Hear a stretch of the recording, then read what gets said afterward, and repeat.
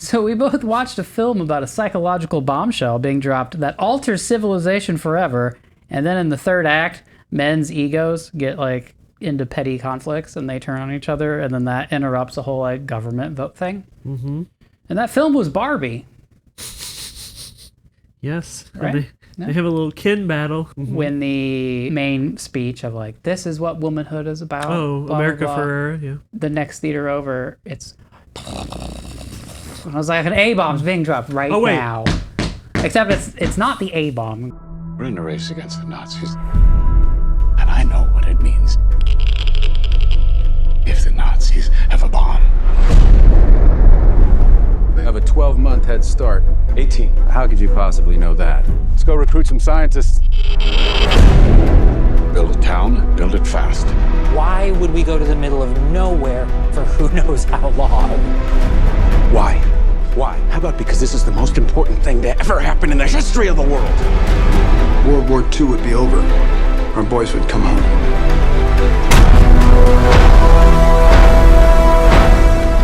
Are we saying there's a chance that when we push that button, we destroy the world?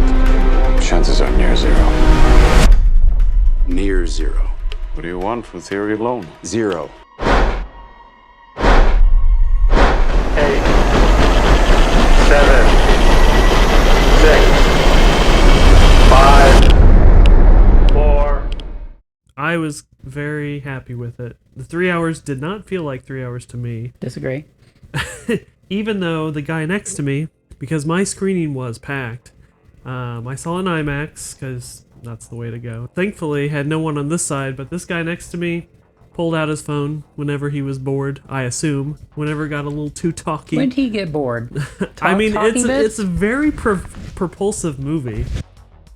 Like, it really moves for a very dense, talky film. Maybe, I don't know, maybe he was looking up characters on Wikipedia or something. Probably not. I don't think the people who look up characters on, like, oh, Leo Szilard, let me look more into him. Mm-hmm. Those aren't the people that do that in the movie theater. He's playing Candy Crush or something. Yeah, checking Twitter. Does anybody else need a martini? So overall, I gave it 4 out of 5 stars. 4 out of 5. Yep. I thought you were higher than on that. Usually 4.5 or 5 means that I loved it. I've given out 1 this year for Across the Spider-Verse. What about Barbie?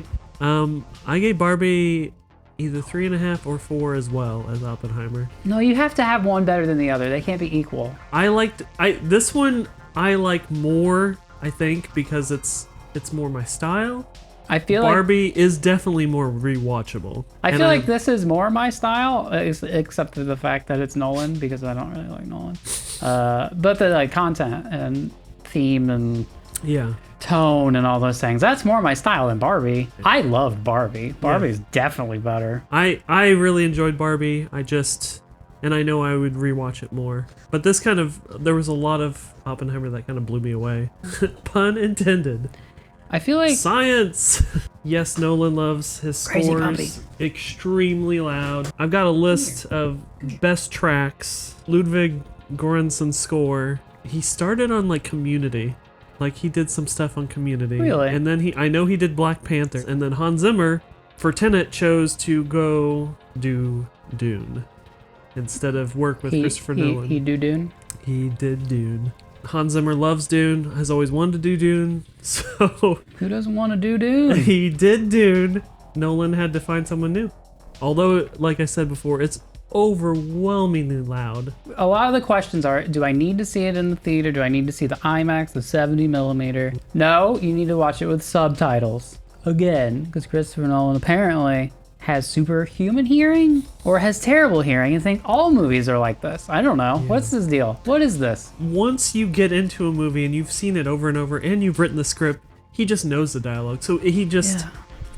It's like a chef, you know? I mean, he already knows it so well that he doesn't think about that sound mix. But then when there's all the backlash for it, and he just like doubles down and was like, no, it's a style. Tenet definitely had that problem. I didn't really have that problem with Oppenheimer. It wasn't as bad as Tenet, but it is still there. And it's just like a dialogue heavy movie where it's like, these details matter. Don't think about it, just feel it. Yeah. God damn it. I do think that Nolan did bounce back here too. Tenet wasn't as great as I'd hoped, and neither was Dunkirk, but I loved Interstellar. Love is a universal force. It's like the strong nuclear force, Right. you know? Which boson do we find that one on? No idea. It's the Fifth Element. Of course. There's a superhero moment in this movie that I thought was pretty cool when they're like, you need to look like yourself, and like there's a crescendo of music and he's putting on his suit. Because Oppenheimer and his is hat. wearing an army he's officer's uniform, and they're like, he wasn't that's looking not the part. you. You're Yep. not that. All right, I'm going to switch back. Looking out the window, really arpeggiating score, like da-da-da-da-da-da, getting louder and louder. And then when they teased JFK, it was kind of like teasing Robin. It was kind of, yeah. So Inception is a metaphor for filmmaking, right? Although Yeah. Christopher Nolan says that's not true. But everyone else says it's I true. mean, Leo DiCaprio looks like He does. Christopher Nolan. He Like, does. he's the director. Yeah. The thing with Nolan is he makes great films that are flawed in ways that really bug me. Oh, Where I'm like, you're doing so many things right, and let me hear them talk. What are you doing? And it just really, really bothers me. yeah.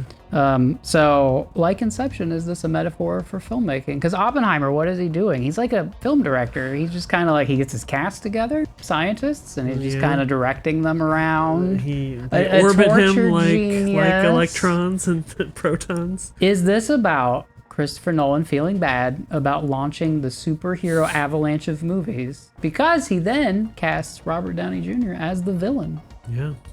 Robert Downey Jr. got to actually not use his Tony Stark voice for once, and I mean, he's very good in it, but people are like giving him more accolades than he probably deserves. I mean, he's always been good before Tony Stark, and he'll be good after Tony Stark. Somebody said, is this the best Robert Downey Jr. movie? And I was like, I don't know that I can name a good Robert Downey Jr. Like, he's Iron Man, if you Kiss, like Kiss, Iron Man. Bang Bang. I haven't seen Chaplin, but I've heard it's really good too. That was like 94, is that right? It's pretty early, yeah, but I was like, what's in the canon of great Robert Downey Jr. roles? He just plays himself. I mean, he's very charismatic as himself.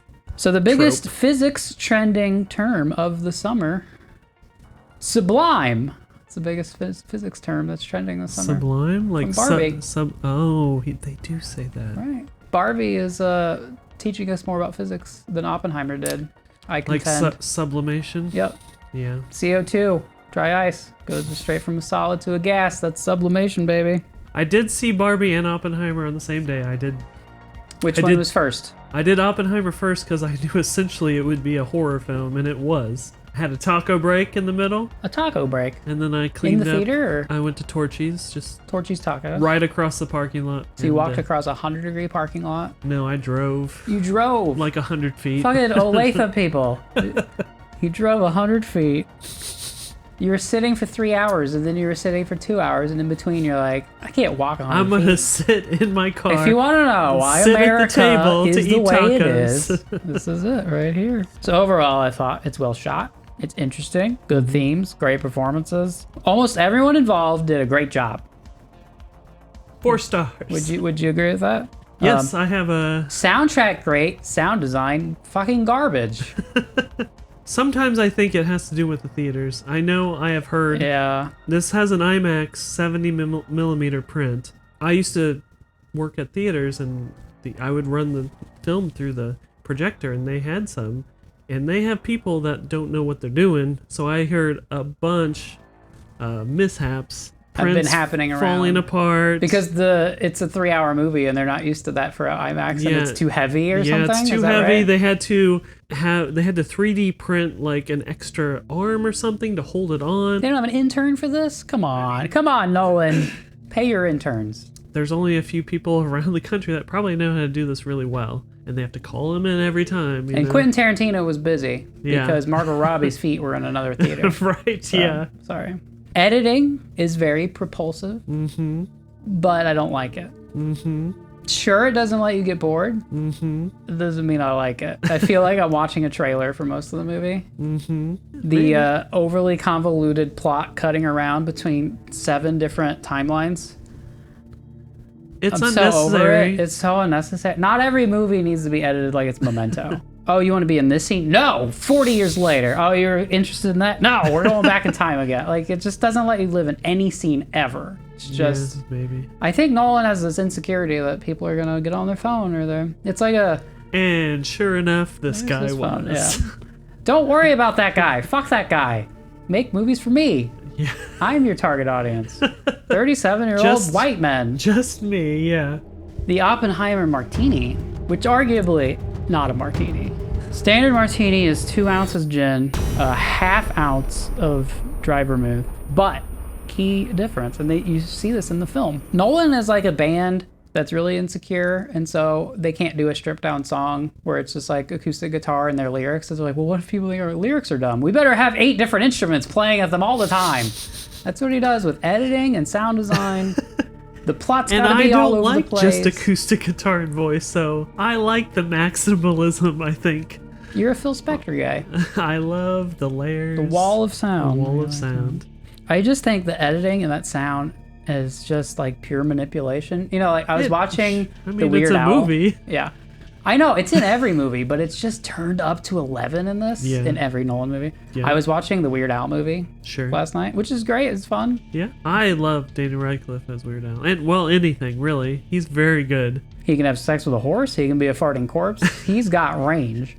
Yeah. There's a scene where the dad goes and destroys his accordion, and the Mm-hmm. music swells, and it's like, no, Dad, don't destroy the... And I'm like, that music's making me like almost tear up at this ridiculous film. Right, yeah. And it's like, yeah, music can do that. Yeah. And Nolan is just taking those things and turning them up so much that I'm like, I know what you're doing, and it's annoying me.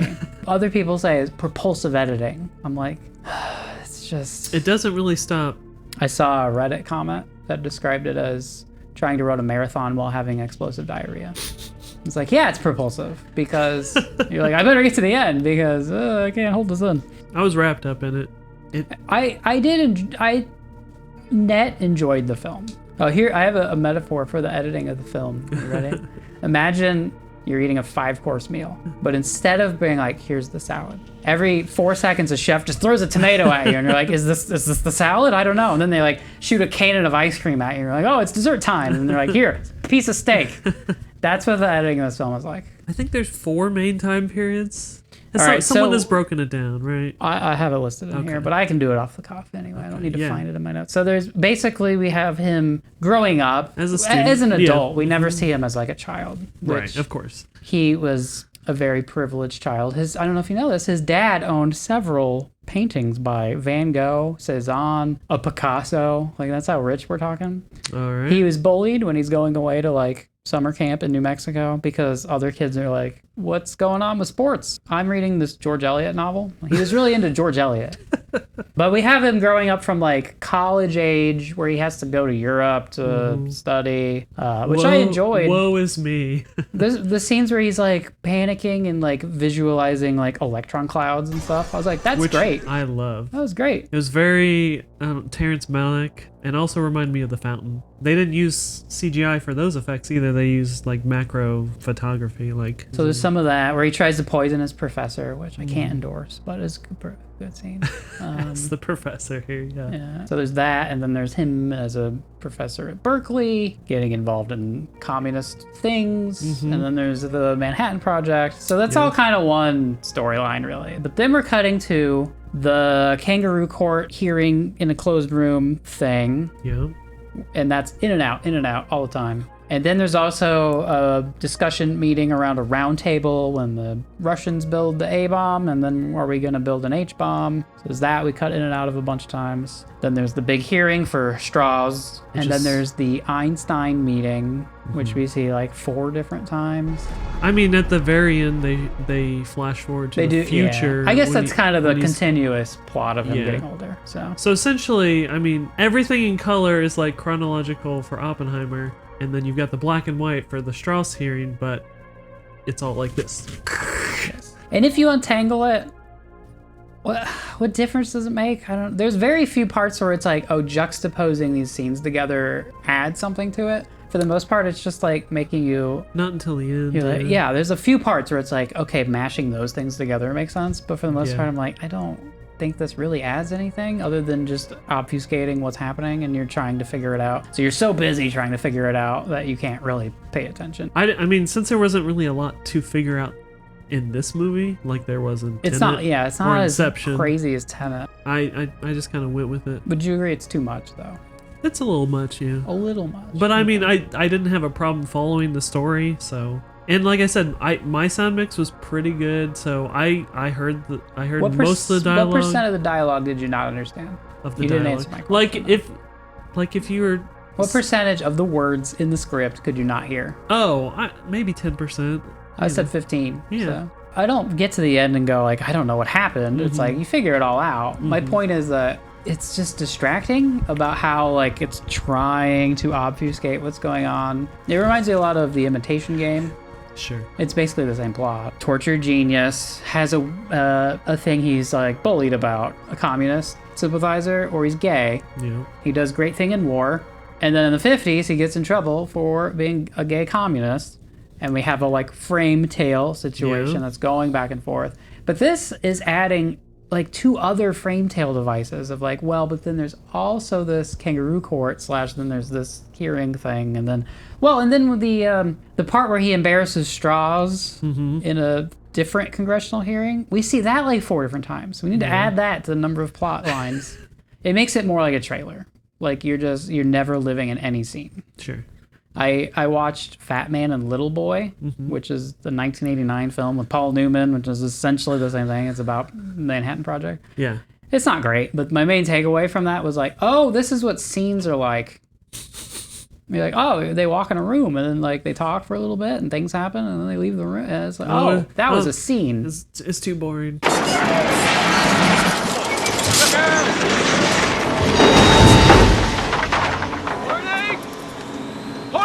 It's all right. The other safety's holding. Does anybody else need a martini? I don't care for the 3rd hour of the film. Like After the bomb goes off, want the test bomb. Yeah, I want more of the Manhattan Project. Yeah. And I don't give a shit about whether or not Strauss gets confirmed as Commerce Secretary. I watched the film. I don't give a fuck if he gets confirmed or not. I don't care. It's a very topical thing still to this day. Oppenheimer, a genius, recruited by the government to do something that no one can do, essentially, and does it well, and then they just kind of toss him out. Right. And that... You don't need the Strauss stuff for that, though.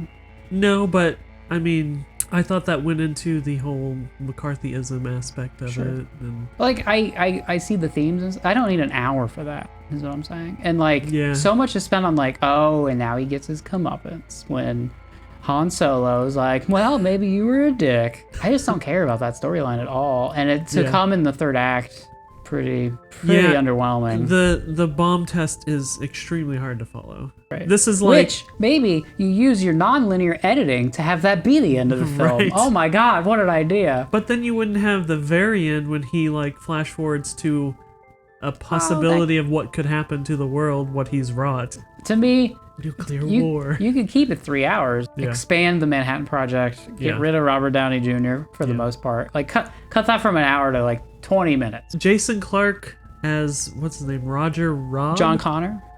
Ugh. The John Connor who's a robot, right? In Genesis, it is so terrible. John Connor. We got Han Solo and John Connor and Iron Man and... and Scarecrow. Commissioner Gordon's in it.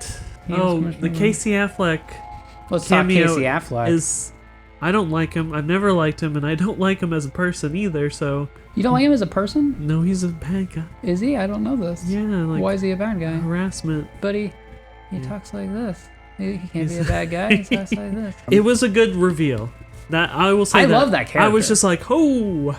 I want to see a 3-hour movie about Matt Damon and Casey Affleck, where Casey Affleck's like, yeah, I'm gonna go torture this guy and then maybe murder these people, and then Matt Damon walks in and is like, well, he's mostly kidding. It's gonna be all right. I'll take a 3-hour movie of that. I watched Jerry. You ever seen Jerry? No. Matt Damon, Casey Affleck go to the middle of fucking nowhere, New Mexico, to just go on like a hike or something. This is a Gus Van Sant movie. They're just on a hike. I think there's no dialogue for the first 15 minutes. They're just walking. Mm-hmm. It's basically a painting. They're both named Jerry, and it's called Jerry. Nolan's not Aaron Sorkin. I was like imagining Aaron Sorkin writes a script and then Christopher Nolan directs it, and watching Aaron Sorkin in the theater being like, they can't hear the fucking dialogue. Oh my God, I did so much cocaine to write this dialogue. This is here. So let's do the things I liked before we get into all the shit I hated. Oh, which we haven't even gotten there yet. I thought we were already doing that. We haven't gotten there yet. I love Matt Damon. I do feel like he's in a different movie. He's doing a Great Escape movie or something, and every scene he's in is fun. This is the most important fucking thing in the whole world. Okay, Nolan said that Oppenheimer is the most important person in human history. I would like you to name for me a thing that Oppenheimer does in the film to solve a problem for the Manhattan Project. Go. Quick fact about Matt Damon in this movie. Through couples therapy, he said, I'm going to take a break. And his wife's like, cool. And except if Christopher Nolan calls, boom, here we go. Okay, so many cameos. Favorite one, I know your answer. Go ahead. My top 5. Oh, we have a top 5. Let's start with top 5 cameos. Number 5. Young Han Solo, Alden Ehrenreich as it literally just like Senate aide. Also, to glom onto you, Scott Grimes as like other aide that's in those scenes. Scott Grimes. He's Malarkey in Band of Brothers. Kenneth Branagh as Niels Bohr. David Krumholtz, who I always just think of as the kid from Addams Family Values. That, but I always affectionately refer to him as Bernard from Tim Allen's Santa Claus. Santa Claus, yeah. It was funny watching this, and I was like, it's the kid from Addams Family. Yeah, It's the little kid from Santa Claus. Yeah. Now he's an old, fat Jewish physicist. He's I'm old. He's the one who's always trying to get Oppenheimer to eat something. Yes. Because his diet is cigarettes and martinis. Number 2, James Remar as Secretary of War. Henry Stimson? Yeah. Who's James Remar? I know him as Dexter's dad. Oh, okay. Who talks to him throughout the series in his head. I read a review and they didn't like the movie because it didn't show any devastation, and I'm just like, what the fuck do you want? Oh, we're going to talk about this later. The James Remar scene as Secretary of War, when they're around in the government. Deciding A, we're dropping bombs, and B, which cities. Yeah, and it's just like so at arm's length. It's such an American problem. Which cities do you want to blow up? Pittsburgh or Cincinnati? And they're like, I don't know, what does it matter? Him and his wife vacationed in Kyoto, and so he wanted to not bomb Kyoto. We went on our honeymoon to Kyoto. Hey, I've actually experienced this, so I don't want to destroy it. I have no empathy except for the things like I've personally experienced. Right. The real reason was Kyoto is like the cultural heritage site, like the most important city. And he said something like, if they had nuked New York City, we would never forgive them for it. So it makes me think like, okay, so if they nuked Cincinnati, we'd be all right with it. What's your number 1 cameo? My favorite actor, Gary Oldman, is Harry Truman. Someone ruined that Gary Oldman was in the movie. I haven't seen him on any, casting calls. It was ruined for you, though.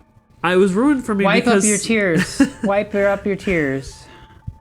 About halfway through the movie, I'm like, I haven't seen Gary Oldman yet. Oh, wait. He is Fat Man. He's the bomb. Truman needs to know what's next. 2, What's next? 1. I like the surreal elements. I like when Florence Pugh's titties are just like in an inappropriate place. They're not really there. We'll just throw her titties in the scene. That's fine. I like that. Is that the first nudity on Imax? Like, I thought it could have been even scarier with like the melting, flaky faces. That was his daughter, actually, who played the girl with like Elmer's glue that they peeled off. Yeah, peeling off skin. I heard that a reviewer say that was like too much, like distasteful. I'm like, it could be a lot worse. This is about inventing a thing that killed like 200,000 people in horrible ways, and you're complaining that like peeling Elmer's glue off the director's daughter is too much for you. I really liked when the background like shook behind him. Everything was coming together, including very loud music, but like yeah. Like things like that where I'm not trying to hear someone talk. Like, yeah, sure, that's great.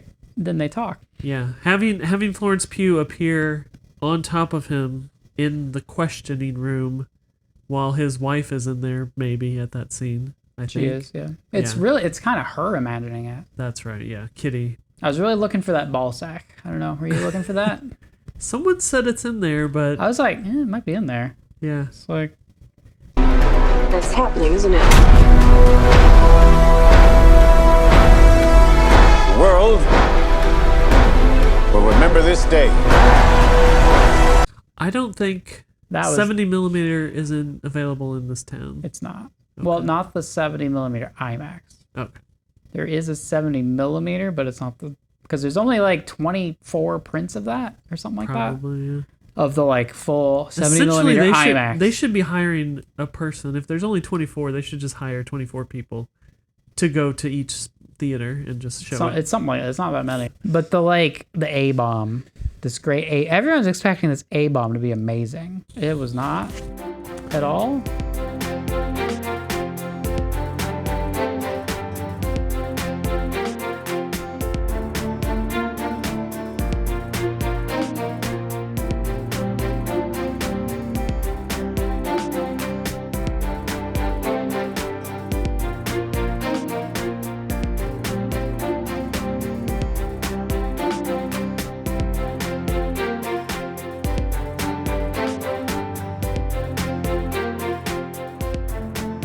Nolan is so obsessed with practical effects, and a lot of the time that's great. Batman with the great car and like could just actually run over other small cars or whatever. Like sometimes those practical effects are great, and then sometimes it's like, all right, that wasn't a lot. This A-bomb is like not great. Yeah, in an age of the effects that we have and stuff like Dunkirk, the beach at Dunkirk is like, where's the fucking people? Yeah. You know what did it better? Atonement.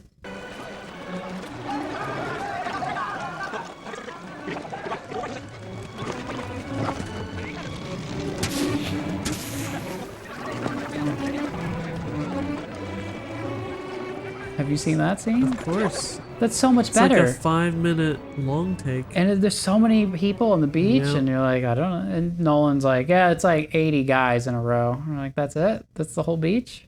Yeah. You're doing a whole movie on Dunkirk, and it looks like this?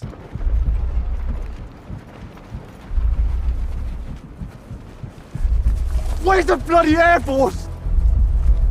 I would be fine with him doing CGI for like invisible things. Like, let's make the crowd larger. I do love practical effects for just the tactile. It has weight to it. Right. But yeah, sometimes it is anticlimactic. There are times when CGI has its uses. Of course, yeah. Never ever building a stormtrooper outfit for the prequels. Yeah, don't use CGI for that. Like, what are you doing? But occasionally, making it look like there's more people than there were. You Right. know, okay. Tenet. Remember Tenet? They're like practical effects. They crashed a real plane for this movie. And I'm so excited for this plane. And it was like a plane having a fender bender in a parking lot. I was like, I guess they did crash a plane. They Did they get out? They shoved it to this building. Did they get out and ask for their insurance information after this fender bender? All right. It's definitely not like Dark Knight Rises when they drop a fucking plane in Scotland. Is any of this going to be in black and white? Or a shot shooting? I can put your camera in black and white. You want that? I don't. Okay. That'd be crazy. First watch, I did not understand what was in black and white and what was in color. And then I was like, oh, right. There's that part at the very beginning where it's like 1, fission, 2, fusion. Yeah. And then, so apparently what we're supposed to gather is the black and white is Strauss's point of view. Is that right? And that's where everything comes together. I did not understand that at all. I don't know why they did 1 fission, 2 fusion. Because when it does something like that, like a title card, I was expecting more. Right. Like, it never showed anything ever again. I remember like, oh, okay, we're going to have like chapter titles. All right. Yeah. And then it was like, no. And I was like, oh, right, they did that at the very beginning and it never went anywhere. I was like, oh, I was supposed to really pay attention to that, I guess.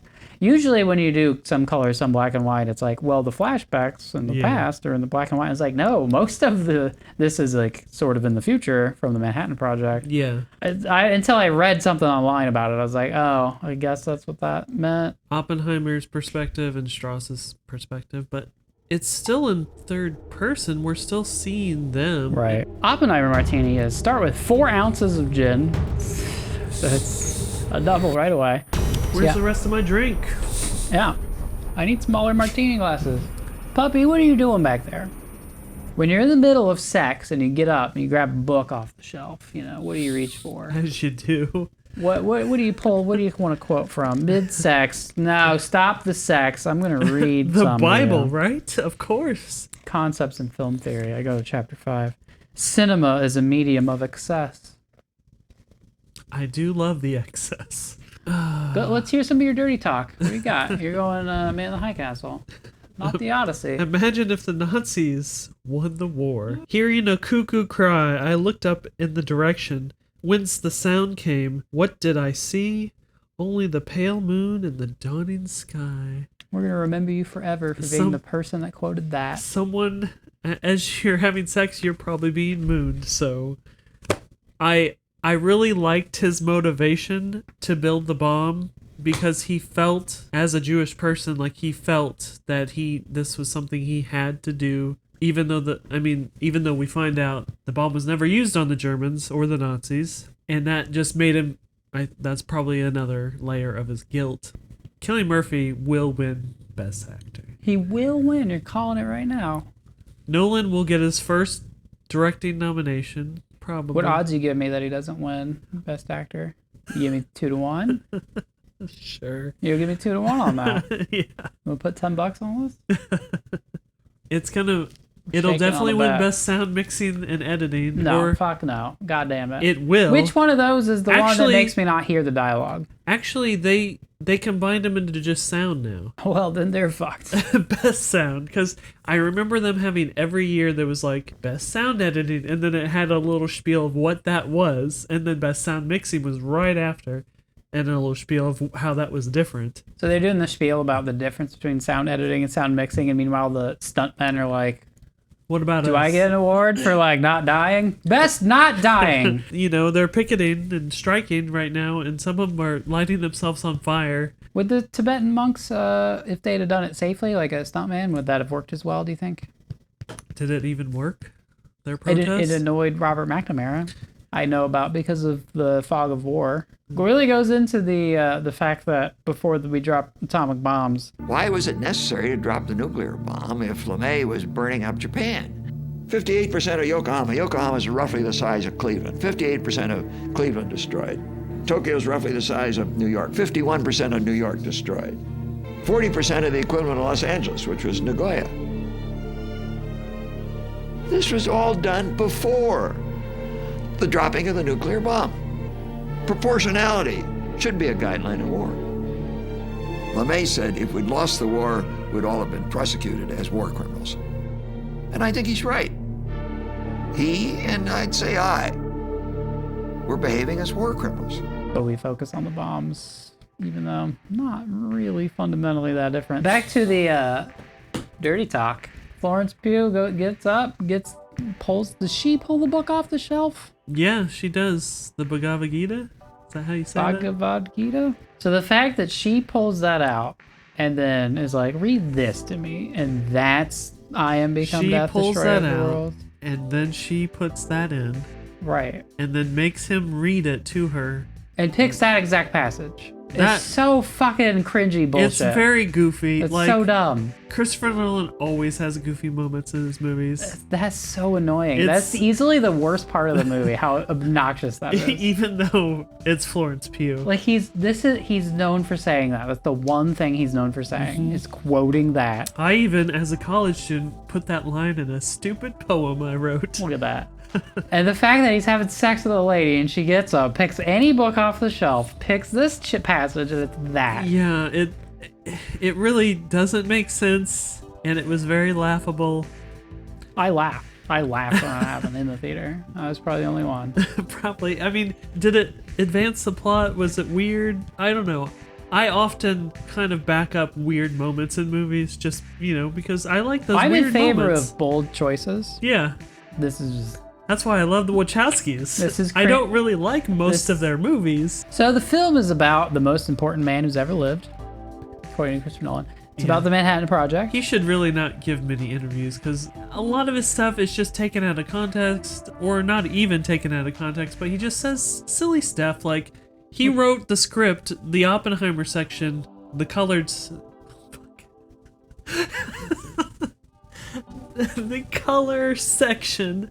I don't know, it is. That is the right adjective. The section. Are you canceling yourself right now? Yes. Use self-cancellation. The section in color, he wrote the script in first person instead of like, Oppenheimer walks down the hall, I walk down the hall, and Christopher Nolan said, I'm probably the first person to do this. And I'm like, I don't even know if that's true, but it can't be. It's not. It can't. A, it's not true. B, it's obnoxious as fuck when you read that in the script. C, what are you doing? I don't know. That makes it sound like a goddamn shitty amateur college class script. Yeah. I know, from first-hand experience. The film is about the Manhattan Project and the most important man who ever lived because he ran the Manhattan Project. Yeah. Give me an example of a problem they faced in the Manhattan Project, which Oppenheimer solved, preferably in a like clever way. That was a nice little scene where he had a solution to a problem. What did he do? What do you got? Good point. I don't think there's any. Nothing. What would you say you do here? He hired people. He said, build that city in New Mexico. He delegated. And then he had sex, and then a lady committed suicide, and then he watched the bomb go off. Well, he came up with the math, right? No. But he said he's not good at math a couple times. He came up with what math? What do you do? Like, what's in? Wrote up on the board. He wrote up on the board something about how it's impossible, and then he was proven wrong immediately. Yeah. He didn't do anything. What did he do? Why is he such a great guy? It kind of reminds me. He's the most important man in human history. But this might be like Time, like most important person. It doesn't mean good. Like, okay, Vladimir Putin. All right. Has he been person of the year before? I don't know, but Hitler was. I get it. There you go. That's what I mean. It's the most question. influential kind of. Sure. Follow-up question. Not involving Oppenheimer. What was a problem faced by the scientists in Los Alamos that they had to solve? And then there's a scene where it's fun and clever or interesting or unique or something where, they overcame this problem they had. What do you got? There's not a lot. Not a lot? Name one. What do you got? Or there's none. Name one thing. Science. Yeah. Did you expect a lot of things from this movie and it just didn't give it to you? Yeah, what's happening? Probably. Okay. Expectations. It's a 3-hour movie. Expectations ruin everything. It's a 3-hour movie, mostly about the Manhattan Project. Right, yeah. Spent an hour on Robert Downey Jr. not becoming Commerce Secretary because that was so important. So I have a few examples that, like, could this be an interesting or exciting or unique, clever scene? Yeah. And it's a problem they faced. The Trinity test. Right, we see them over and over. They show like they're assembling the like explosives and building the gadget. They do show this part where they leave the top little explosive wedge thing. They leave that out because there's a device they have to lower in very delicately. Whatever. You don't need to know any of that. It's just you need this thing in the middle, and you've got basically a whole atomic bomb. You're arming all the things. You need to like put this in the middle so that when they go to lower it in. This is like the climax of your film. We're assembling an atomic bomb, the first ever. They went to lower it in and it wouldn't fit. And like, what the fuck? What they realized was we just needed to wait for it to like the temperature to normalize, and then it would barely just perfectly fit in. But that's got to be a moment where you're like, all right, here's the moment of truth. It won't fit. That would have been great.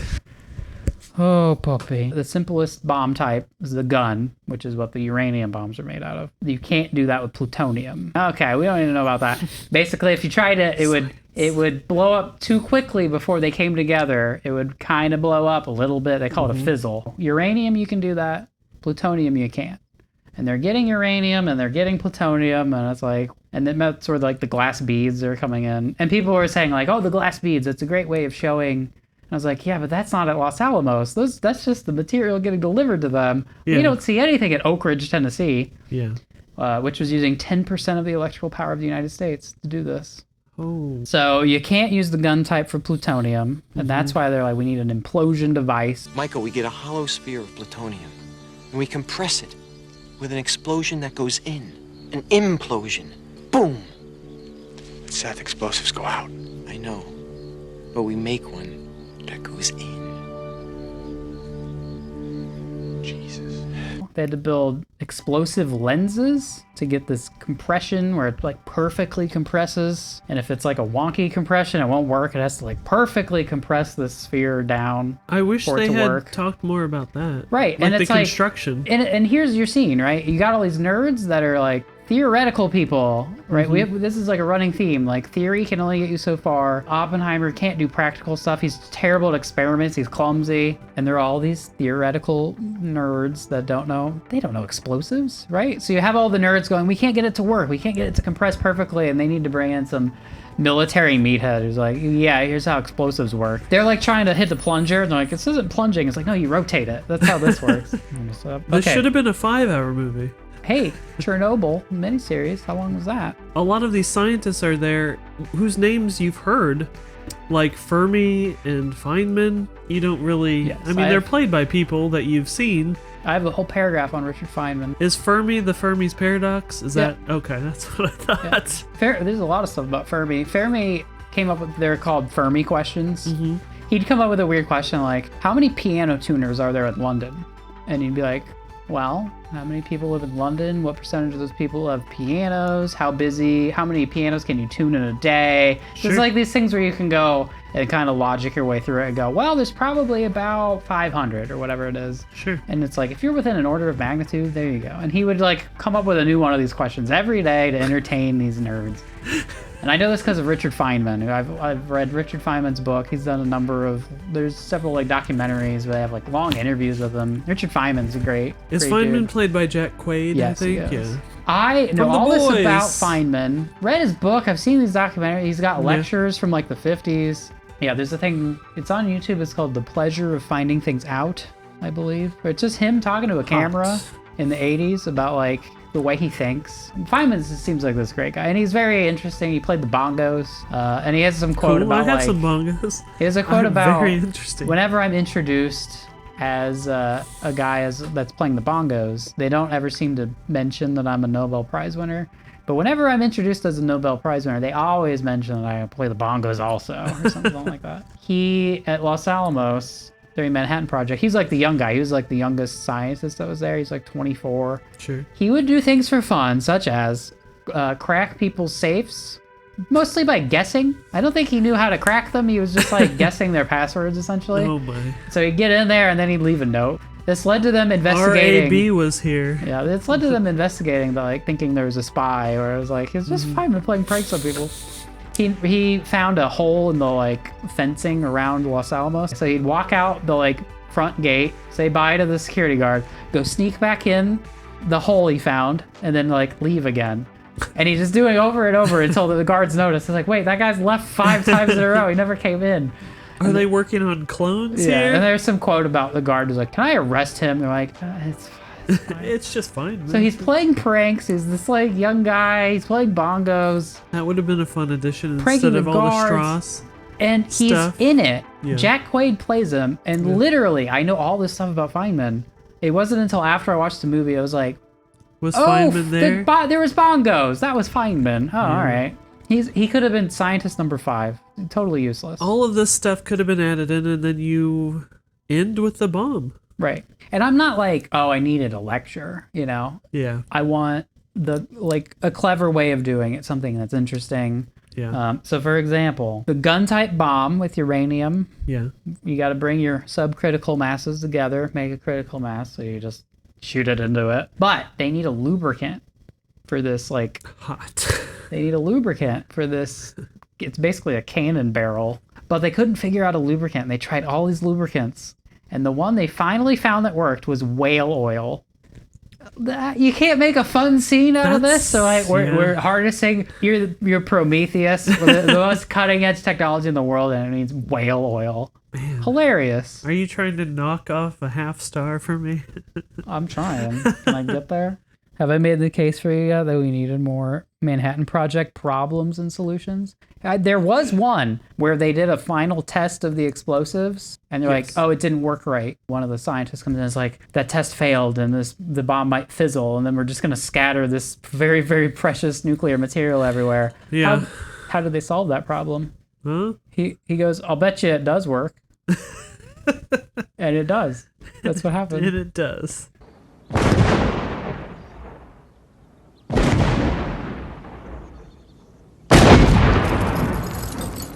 Pressure not uniform.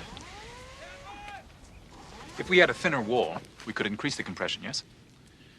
Seth has an answer here. Come on. Look, Oppie, maybe implosion's just the blind alley. Yes!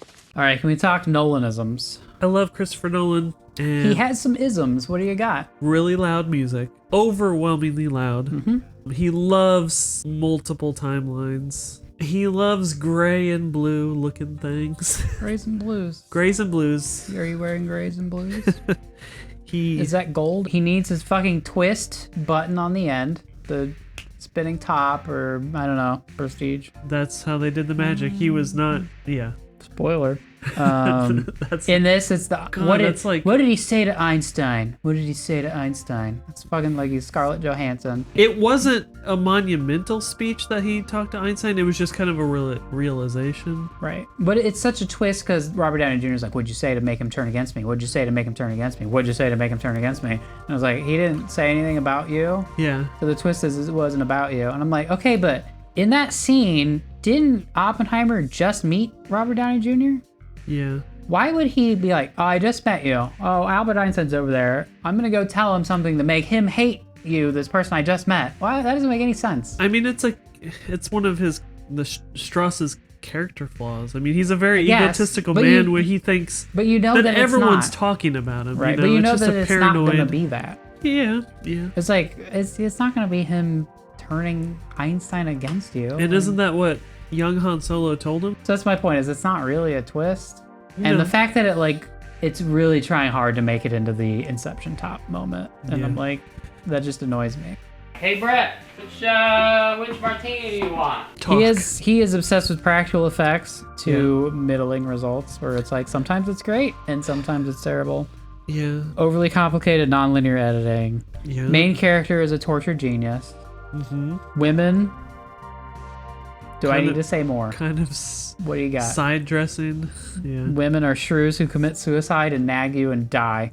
Yeah, he really Nagging, doesn't shrew. write women And very well. how many Nolan films involve a dead lover? Are there any that don't? I haven't seen Memento in a while. Dead wife. Very key. Insomnia? I don't think there's. Well, that's about women being murdered, so I'm guessing. Okay. So what's the next project for Nolan? I've got some ideas. We don't know yet. OJ. When I squeeze this, what do I get? Juice. Ooh. How about William S. Burroughs?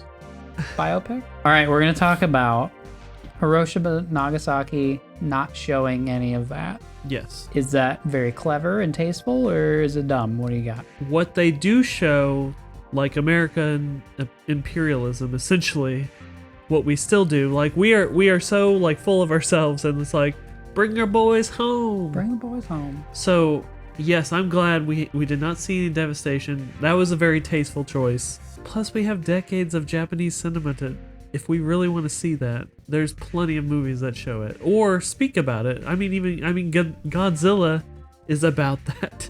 How about we cut to Oppenheimer going to see Godzilla in the movie theater? It'll be fun. I've seen a lot saying this is a great, tasteful, amazing choice. And I think it's bullshit because I don't need to see the cities blown away. Like, I wouldn't mind if we did. Because fundamentally, what are we talking about? This is about the invention of a terrible, terrible weapon and the human suffering it causes. But does it prevent more suffering in the long run? Okay, this is in the text of the movie, but then to like never acknowledge that suffering is weird to me. There's only one scene when they show it. And it's in his imagination, essentially. And really all we see is one white woman whose skin peels off. I just don't understand why we find this so tasteful. Like, I'm not saying I'm gonna enjoy it. I'm saying this is part of the experience. It's like, I feel like we're talking about Schindler's List. And like, yeah, we didn't see any Jews, so it was really tasteful. I found this website called Kids in Mind, where they give you scores on the sex, violence, and language. Oppenheimer got a 4. You know what gets more? Babe, 2. Hocus Pocus, James and the Giant Peach. These are more violent. Paul Blart, and then you're like find all these Chronicles of Narnia. More violent than Oppenheimer. I mean, the movie can't be everything. So here's, if you want to keep it tasteful, you don't want to see, we don't want murder porn, fine. Here's a couple of ideas. Number 1, let's see the shadows cast into concrete permanently from the people who are like standing there. The flash hits them, leaves a shadow. The film Fat Man and Little Boy, the alternate title, I think internationally, because it didn't do well, they changed the title, was called like Shadow Makers. Oof. Yeah. Does anybody else need a martini? I've always been fascinated with that fact, just because it's a very visceral thing. And we had scientists from the Manhattan Project went to go and see the devastation, just to like survey how did this work and what was the damage. And did they wear hazmat suits or something? Yeah. Some of them got cancer later. Oh. Jacob Bronowski was in that team. If you know Jacob Bronowski, he made like sciencey documentary. He was one of these people, but from like the 60s. He has this series called Ascent of Man. I think it's called something like that. And he was in the like team that went and surveyed Hiroshima and Nagasaki. That's a great series. If you like Cosmos, things like that. This is more of a like historical but sciencey. Go look at all the science, and then well, this is what science becomes sometimes. The film Fat Man and Little Boy, one of the characters in that, John Cusack, plays a fictionalized scientist. It was basically Louis Slotin.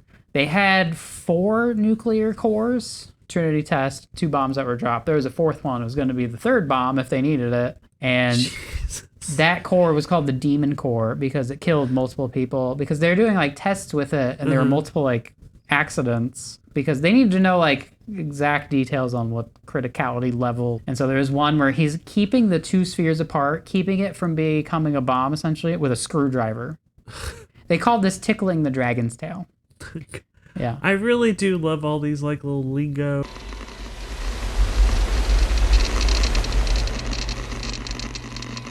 $29. $31.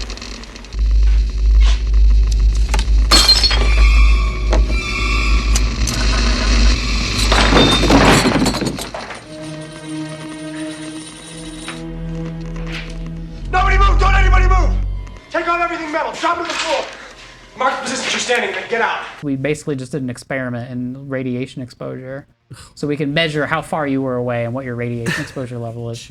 And he knows he's dying. He's going to die within days. And so in that film, he is dying at the end of radiation sickness as they then go and drop the bombs, which this actually happened later and the timing isn't right. But we're showing suffering, radiation sickness on a white person, so we care now, I guess. I don't know. But the face of suffering, we have that. We need something for that. So here's my question to you. In this film about... Fundamentally, this question is suffering. If we cause this much suffering over here to prevent...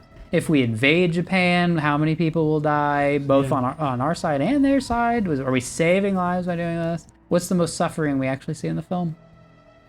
Jean Tatlock either killing herself or being killed? Possibly, in his mind? I don't know. My answer is Kitty Oppenheimer's reaction to having a crying baby. The most suffering we see in the film is having a crying baby. And then she just like... And being like, I'm so over this, I'm drinking my martini and leaving. Yeah, and let's give this baby to our neighbors or friends. That's the most suffering we see in this film. And it was really, really cringe because I know that happened. Like, you know, it's just like really like as a parent, like it was just like, ooh. And then they have another kid. Because what are you going to do in Los Alamos? Right, yeah. I have another idea. There's a whole thing about the Spanish Civil War. It's brought up multiple times. Kitty, is it Kitty? Her former husband went to fight in the Spanish Civil War. And Oppenheimer, like... For the Republican communist cause and dies in a trench. And Oppenheimer donates money? So part of why he gets in trouble for donating money to communism is he's donating money to Spanish refugees in the Spanish Civil War. So why not show the bombing of Guernica, which is the subject of the most famous Picasso painting, which is basically, this is when the Nazis and the fascist Spanish essentially invented the modern, let's just bomb a city, we're gonna hurt morale and hurt their logistics by bombing a city. The Condor Legion did it on behalf of Franco, and Picasso painted it very famously. So we don't need... This is like gigantic. This is the first modern... We're just bombing a city and terror bombing. And part of the argument for the A-bomb that Oppenheimer makes is we're doing this all the time. Dresden, and we're burning Tokyo to the ground in a night. If there's no A-bomb, like, we just keep doing these, but the A-bomb is so terrible that it'll stop these.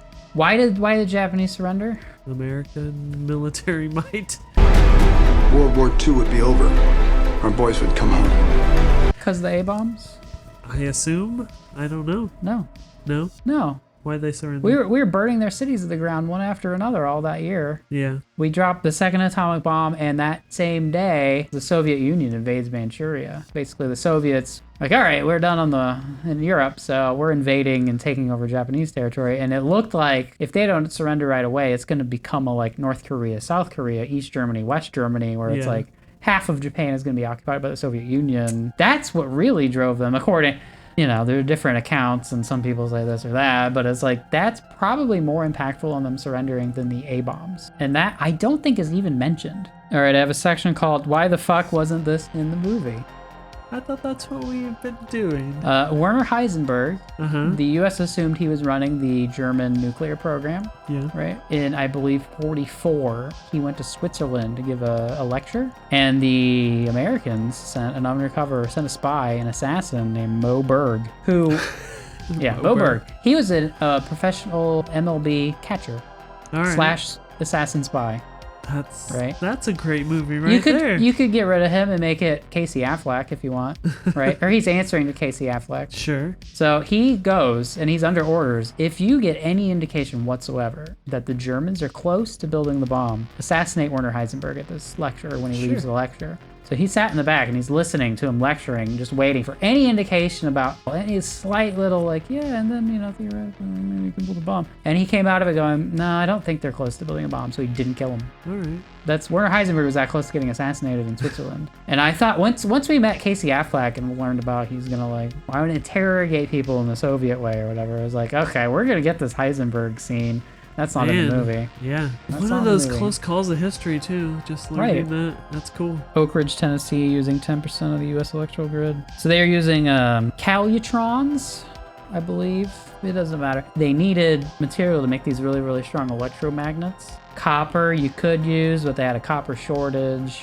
They just went to the U.S. Treasury in, I believe, Fort Knox and said, can we borrow 15,000 tons of silver? We'll give it back. And they made silver wire electromagnets. Man, that's a good scene too. How's that not a scene? Hey, I need do you guys have 15,000 tons of silver I can borrow? Man, there's like a second movie here on the actual science of all this. Right? If only there was science in this film about Robert Downey Jr. being mad in meetings. Someone called it men talking after the women talking last year. After the Trinity test, it turned the sand into glass, which they called trinitite. We never saw that. I feel for sure like we could that see, was like, we just made a new mineral here to. Yeah, that would have been cool. And that's a way of showing the effects of the bomb without showing gore. Yeah. He had outsiders writing him letters. Yeah. To try to figure out what the sensors wouldn't let through. So he was doing experiments. After the war, after he's let out of the Manhattan Project, he goes back to New York. He's from New York. He's this like happy-go-lucky kid who's like playing pranks on people in the Manhattan Project. Right. He goes back to New York City and they're telling him about like, yeah, we're building this bridge over here. And he's like, why? It's going to get blown up within a year or two. Like he was like, yeah, A-bombs, world's over pretty soon. Like, it's like, damn. That's an arc.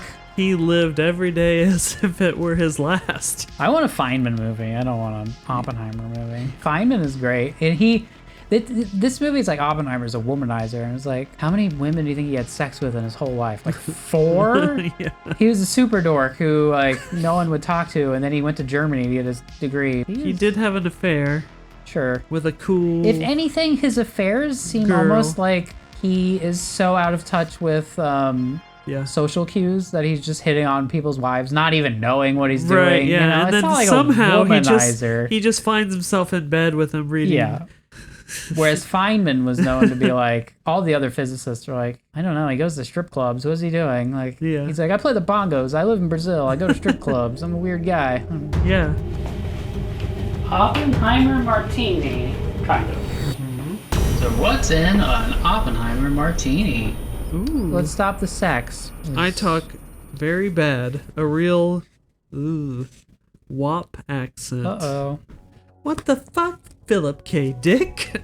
All right, we have arrived at my section called nitpicks. So far, these haven't been nitpicks. Number 1, we've already talked about. She pulls the book off the shelf, and I am become Death, the destroyer of puss. worlds. And then he repeats it right after the blast, right? Right. Which is also not true. He only says that in a TV interview in like the 50s. Yeah. At the time when they did the test, he's just like ecstatic and love, and like this is all like portrayal he did after that. And in fact, he and his wife on every August 6th, the anniversary of Hiroshima. What do you think they did on the anniversary of Hiroshima every year? I don't want to know. Apparently, he would like strut around like he's a cowboy, like, yeah, it's my day, I did it. That's like, yeah, tortured soul. Okay. Oh my god. Apparently in India and countries in the Middle East, Florence Pugh has been given a CGI dress. Why is that a nitpick? I mean, fuck you, show boobies. It's not Nolan's fault. Is that country's sure, censor's fault? I'm sure Nolan signed off on doing that. I bet he's like fucking crazy over it. There's no way that the studio is doing it against his wishes. I'm saying he's. There's a lot of mystique around him. He's just a guy. Either way, I'm mad at somebody. Okay. You're going to see a 3-hour movie about killing 200,000 people. You can't look at a boobie, like. Right, yeah. What's wrong with you people? So when the Trinity test happens, and everyone's talking about how great the silence is. Yes. Like, oh, he found the silence button. He dialed it back. I have 2 points. You kind of have to do that. The whole point of the atom bomb is like there's a flash. Yes. It takes some time. We don't need to give Nolan so much credit for finding the silence in that moment. Like, that's kind of what happens. It's cool, though. It is cool. It's great, but it's not like a clever choice he made. No. But B, it's inaccurate. When they went to do the test, they had a problem with, there was some like radio station nearby that was like interfering. I kind of hope the damn thing doesn't go off. What the hell is that? It's the Nutcracker Suite. I can't get rid of it. It's a movie, so I know it's not accurate. I'm gonna read. I'm not Let me read insisting. 600 pages of American Prometheus instead. And I'm not saying everything has to be accurate. What really bothers me is when what's accurate is more interesting than what's in the film. Yes. Yeah, we need whale oil for that this. Has happened. That has Uninteresting. happened a few times here. Yes. What was the most expensive project for World War II in the United States? That wasn't it. Nope. $2 billion. Nope. We had a more expensive project, and it's depicted in the film. Can you guess what it is?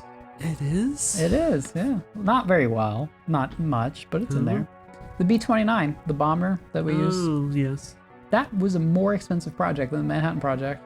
Developing that bomber. This film did make me think of JFK. I think you mentioned it. Mm-hmm. It's just like rapidly cutting, although that film has scenes, but rapidly cutting. Sprawling. It's like conspiratorial fever dream. It does. It's like there's black and white. There's like 8mm. Like it's a Zapruder film. It's doing all these tricks. So it's like sometimes it's someone's telling Kevin Costner, the main character, is telling him a story, and like, oh, is it this version of this person's events, or is it somebody's imagination of what a conspiracy was? So it's like all of those things are happening. Like all of those tricks being implemented to then have this conspiratorial fever dream. But I don't know that it really matters in this movie in that way. No. Whereas the only part it does is the Jean Tatlock murder or suicide. And it's like, there's a part where it's like, is that a hand on the back of her head? And is she, are we insinuating that Casey Affleck had her murdered? And that's so undersold. And it's like barely...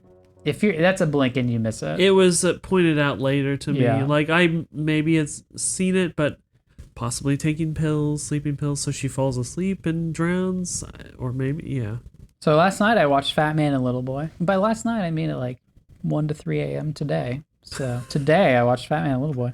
1989. Paul Newman plays Leslie Groves. He's the main character, essentially. It's about Groves. It's about Paul Newman. Where it's the first scene, they're at the Pentagon, and they're like, congrats on building the Pentagon, and they have a Pentagon-shaped cake for him. Like, it's not just shaped, it is the Pentagon, and it's about this big. It all takes place between, like, 42, 45. We're not going forward, we're not going back. It's, like, very chronological. Those are the two main characters. John Cusack is essentially the third main character, playing a fictionalized conglomeration of some scientists. And then there's scenes where he's like writing a diary, and you hear him voice over, and that's pretty terrible. It's not great, but it is more focused on Manhattan Project. Sure. Which there's some things in there I appreciated. When Groves goes to meet Oppenheimer for the first time, he takes him into a hangar, into a plane, and they turn the engines on the plane. They're not going anywhere. They're just turning the engines on, so it's really fucking loud, so they can't be spied on. Sure. And you can't hear them either. And so you're just like, he's telling him something secret. And I was like, oh my God, Christopher Nolan directed this scene. Can't hear them. Oh, wow. I thought you were, yeah. There's a scene where there's a bus full of physicists going up to Los Alamos. It's in the middle of fucking nowhere, and the bus gets stuck in the mud. And so they're like trying to get it out, and the wheels are spinning. And there's 20 physicists in a bus. Like, how do we get out of this? And it's like the collision of theory and practice, and a bunch of fucking nerds don't know how to get out of the mud. This is great. That's great. Batman Little Boy. It's not good. You sure have talked about it a lot. It's not good, but it's the same movie.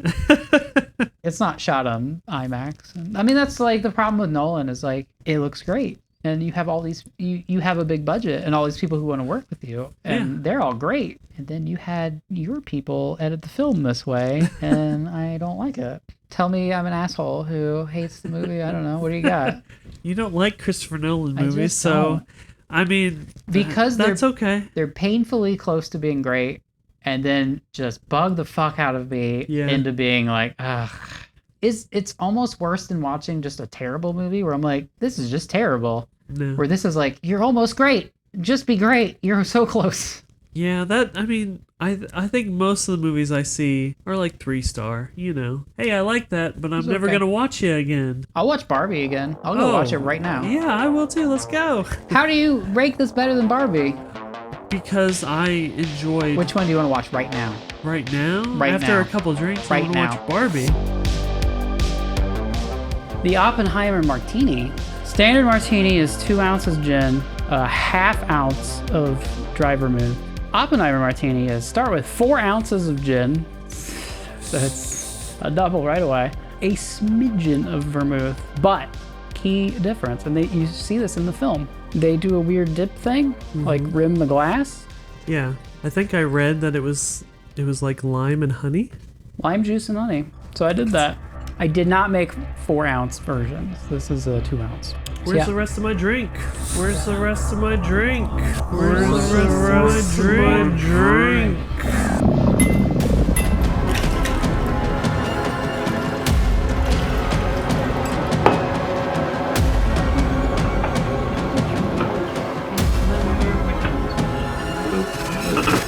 Hey Brett, which martini do you want?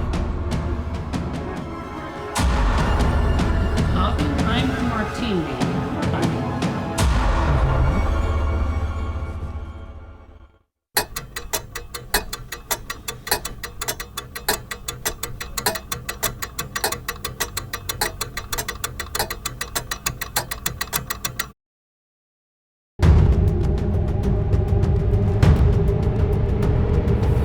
As a Jewish person, the coloreds definitely had that problem. I did like this movie with all these WAP accent. And I am a big proponent. Imagine if the Nazis won the war.